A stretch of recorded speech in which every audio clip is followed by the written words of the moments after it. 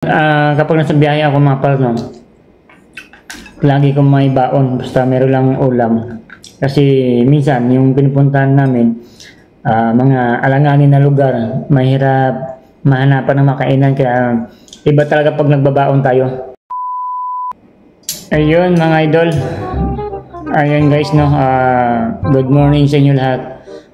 Ngayong araw ay Sabado. Alright, pag Sabado mga par, basta weekend, nandito kami sa area ng Laguna, no. Dito kami palagi.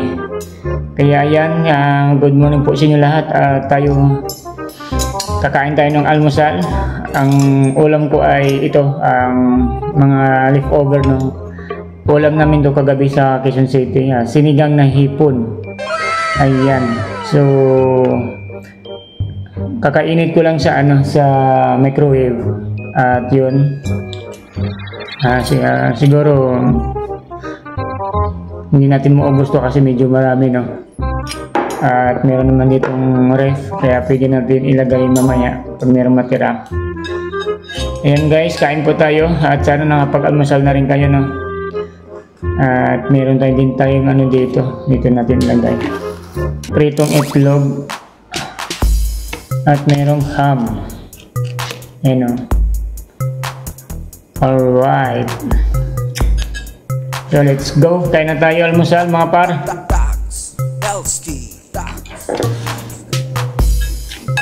Sinigang sa hipon.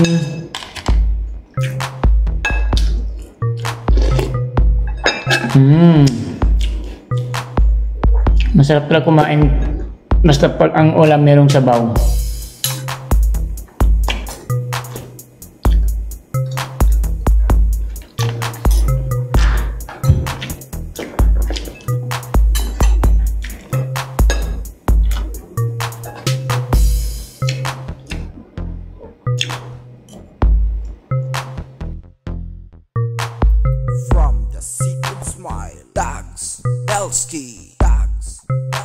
Pag nasa biyahe ako mga pal, no, lagi kong may baon, basta meron lang ulam. Kasi minsan yung pinupuntahan namin, mga alanganin na lugar, mahirap mahanapan ng makainan, kaya iba talaga pag nagbabaon tayo.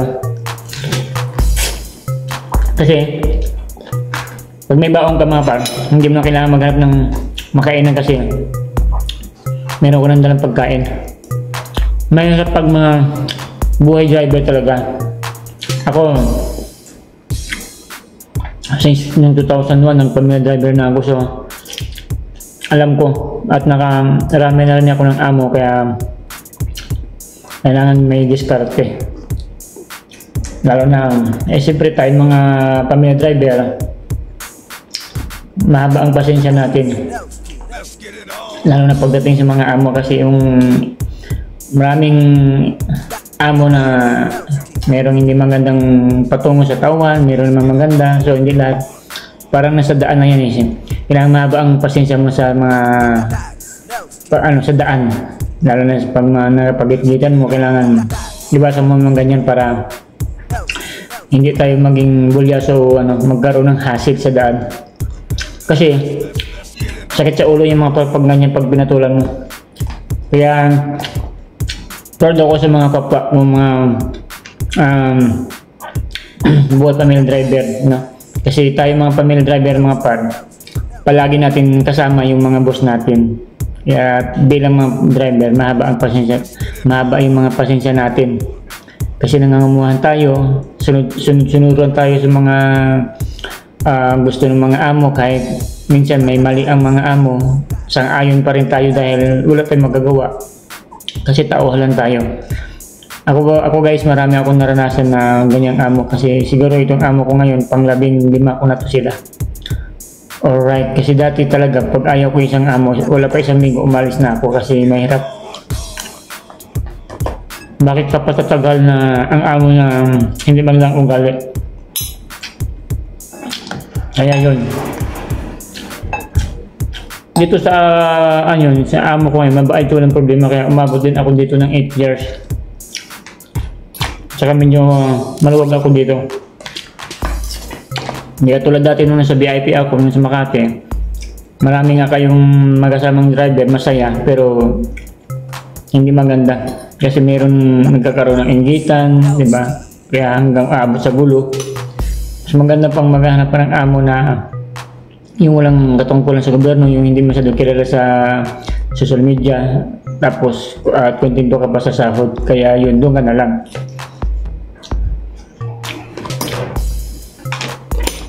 Dati, ang pamilya driver ako sa Makati, halos araw-araw nakabarong ka nga, tulang sahod, nagkakandahe, hirap ka dahil kulang sa budget. Di ba, ang hirap magpakitang tao sa labas, par, mga idol. Alam mo naman yung mga amo natin minsan, baliktad sila eh. Mas mahal nagpakitang tao sila sa mga ibang tao, pero ang mga sariling tauhan nila parang hindi nila binibigyan ng pansin, parang baliwala na lang. Kasi alam niyo mga guys,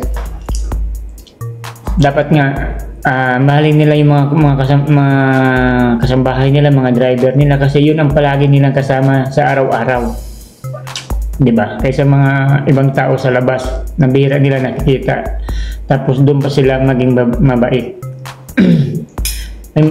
Alam ko maraming amo ng ganyan eh, kasi alam niyo bakit? Kaya medyo ano sila sa atin, yung ilang or iba yung patungo nila sa atin, kasi tayo nakakaalam sa mga ugali nila, kasi tayo ang nakakasama nila sa araw-araw, lalo na pag-stayin tayo. Real talk yan mga par, totoo yan. Hindi nila alam tayo mga driver, tayo ang mahabang pasensya at alam natin kung saan tayo lulugar. Alright, so ayun, alam kong maraming nakarelate yan. Bilib ako sa mga driver, lalo na sa mga pamilya driver ha.